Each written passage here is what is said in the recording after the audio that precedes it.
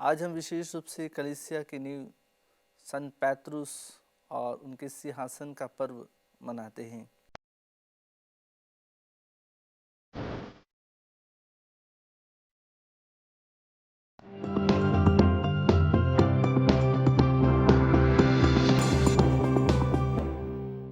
आत्मदर्शन TV के सभी दर्शकों को मेरा प्यार भरा यीशु। आज हम मनन चिंतन कर रहे हैं।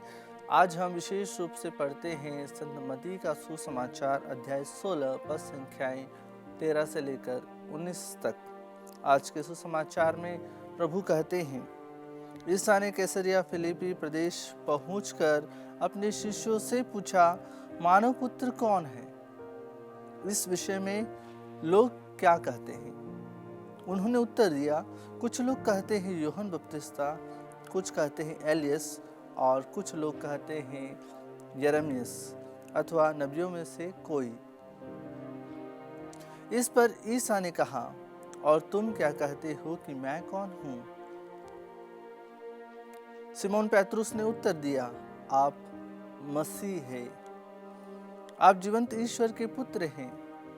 इस पर ईसा ने उससे कहा, सिमोन योनस के पुत्र, तुम धन्य हो, क्योंकि किसी निरे मनुष्य ने नहीं बल्कि मेरे स्वर्गीय पिता ने तुम पर यह प्रकट किया है। मैं तुमसे कहता हूँ कि तुम पैतरुस अर्थात चट्टान हो, और इस चट्टान पर मैं अपनी कलीसिया बनाऊंगा और अधोलोक के फाटक इसके सामने टिक नहीं पाएंगी। मैं तुम्हें स्वर्गराज की कुंजियां प्रदान करूंगा। तुम पृथ्वी पर जिसका निषेध करोगे, स्वर्ग में भी उसका निषेध रहेगा, और पृथ्वी पर जिसकी अनुमति दोगे, स्वर्ग में भी उसकी अनुमति रहेगी। जी हाँ, कृष्ण में प्रिय भाई और बहनों, जब हम प्रभु के इन वचनों को सुनते हैं तब हमें प्रभु यह बताते हैं कि पैतरुस की भूमिका उनके शिष्यों में क्या थी।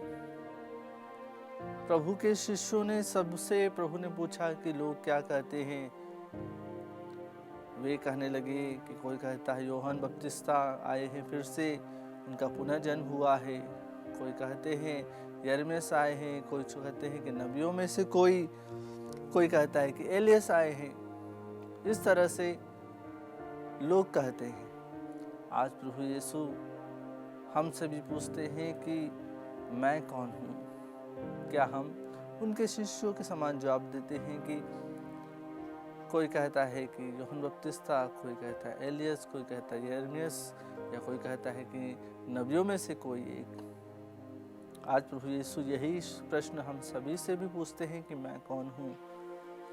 तो हमारा जवाब यही का होना चाहिए कि आप मसीह है। जिस प्रकार पैतरुस ने कहा, शिष्यों में प्रधान वे ही जवाब देते हैं और कहते हैं कि आप मसीह हैं। हमारे जीवन में भी जब परेशानी आती है, मुश्किलें आती है, तो हमें किससे पुकारते हैं? हमें प्रभु को पुकारना चाहिए, मसीह को पुकारना चाहिए। जब शिष्य लोग नाव में थे, डगमगा रही थी, नाव डूबने को थी, उन्होंने प्रभु को पुकारा। जी हाँ, कृष्ण में प्रिय भाई और बहनों, आज हमें भी प्रभु को पुकारना है, क्योंकि प्रभु ने आज विशेष रूप से कलीसिया की नींव जो चट्टान है वह पैतरुस को बनाया है। पैतरुस को कलीसिया की डोर दी है, जिसे वे थामे हुए हैं, जिसे वे संभाले हुए हैं। प्रभु यीशु ने पैतरुस को कुंजियां दी है स्वर्ग राज्य की। इसलिए प्रभु कहते हैं, जिस किसी के भी पाप तुम इस धरती पर क्षमा करोगे तो स्वर्ग में भी उसके पाप क्षमा हो जाएंगे। जी हाँ, कृष्ण में प्रिय भाई और बहनों, इसीलिए आज हमें भी निरंतर प्रभु के साथ में बने रहना है और प्रभु से विशेष प्रार्थना करना है कि हम निरंतर प्रभु के साथ बने रहें। हम कलीसिया के बताए हुए नियमों पे चलें। जिस तरह से प्रभु ने कलीसिया की स्थापना की है, उन्हीं के बताए हुए रास्ते पर हम आगे बढ़े, कलीसिया के नियमों को माने और हम आगे बढ़ते हुए प्रभु में अपने जीवन को बिताएं।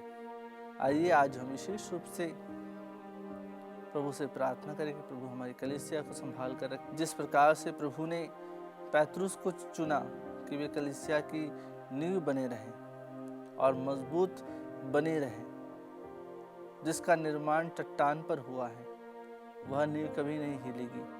इसलिए हम देखते हैं कि क्रिस्तीय ईसाई समाज, ईसाई भाई बहन दिन प्रतिदिन बढ़ते जा रहे हैं, क्योंकि उसकी नींव चट्टान पर है, प्रभु पर है। उसकी रक्षा प्रभु करता है, उसका राजा प्रभु है। जब प्रभु हमारे साथ है तो कोई हमारे विरुद्ध नहीं हो सकता। इसलिए आइए क्रिस्म प्रिय भाई और बहनों, आज हम प्रार्थना करें प्रभु के प्रेम के लिए, उसकी प्रेम रूपी वर्षा के लिए हमारे जीवन में, हमारे परिवार में, हमारे घर में, हमारे बच्चों में। जो बच्चे एग्ज़ाम देने की तैयारी कर रहे हैं या दे रहे हैं, उन सभी के लिए विशेष रूप से प्रार्थना करें। ईश्वर सभी को आशीष और प्रेम प्रदान करें। आमीन।